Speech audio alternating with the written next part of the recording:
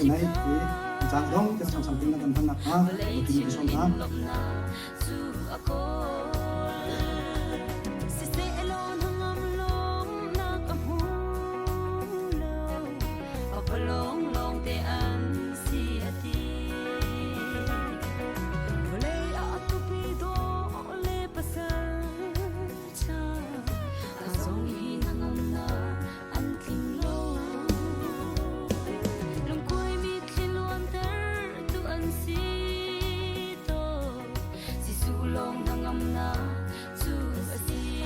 trong xin lỗi các bạn biết luôn các bạn chia lên sự kiện này trong các cái sẽ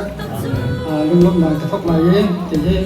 như dù các phát lại cái gì chỉ còn dòng tiếp tục lâu đi chỉ còn dòng chỉ thao thì cái gì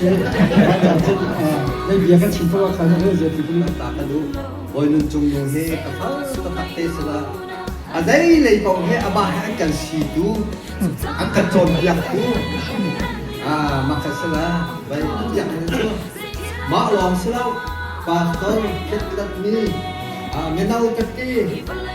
nên mình đây ha thì phao vào rong mình đi rong vậy thì bồi bà kết suộn nên nên trùng tục này không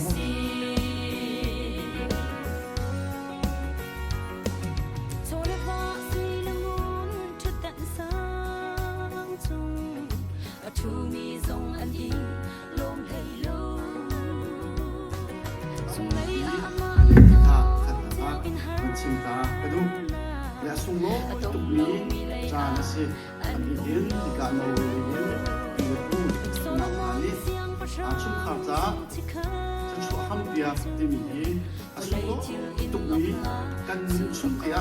đi đột na an lập tăng mi là gì an chung hoa an lo tục even tục hiền phi phá đi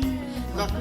song phân sinh chung hoa an lo thì khác an chung trong này chỉ trong này khác an thế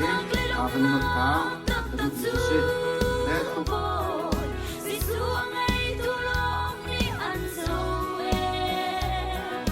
Lấy mít mùa xuân sẽ phá căn